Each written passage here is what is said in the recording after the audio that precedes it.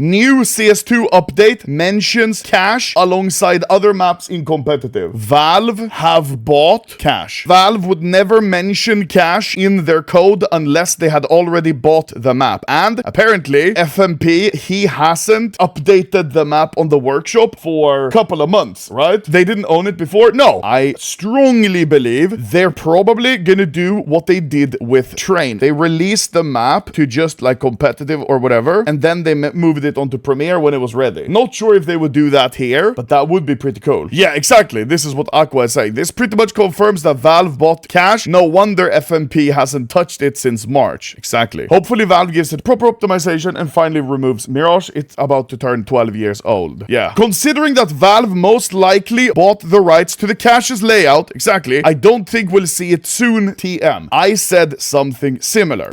This clip was brought to you by Skins Monkey. Trade your skins on Skins Monkey to change up your loadout because you get a 35% deposit bonus if you use code Anomaly. You also get up to $5 free for your first trade, so use the link in the description to start trading now because it's really easy for you to get new skins if you don't like your old ones. Just look how quick that trade was. And thank you once again Skins Monkey for paying for the clip's channel editors. Most recently, we had the update where they added Jira, Grail Agency, and Brewery Dogtown. The update we had before then was Pool Day, Basalt, and I can't remember all the other maps, right? But basically, they do these map updates like once every half year, by the way. So I think we're gonna see the next update with cash in like a couple of months. I wouldn't be surprised. So people who worked on the Train revamp, will they remake cash? I mean, we already played the workshop version of cash, right? It will be insane to see that video when the actual map releases. How will Valve change the map, basically? On the brighter side, they are cooking Cobblestone remake for a long time now. Next map rotation will be interesting. Exactly, this is what I'm talking about. Once every half a year or so, they do a map rotation. Most recently, it was very recent with those 3 competitive maps we saw. Here, you see even more proof they bought it. FMP retweeted and said, thank you for playing cash. Thank you to Sal Garoso, the guy who made the original layout for cash, for allowing me to work on his original creation for so many years. And thank you to Counter-Strike for being Counter-Strike. And look, CS retweeted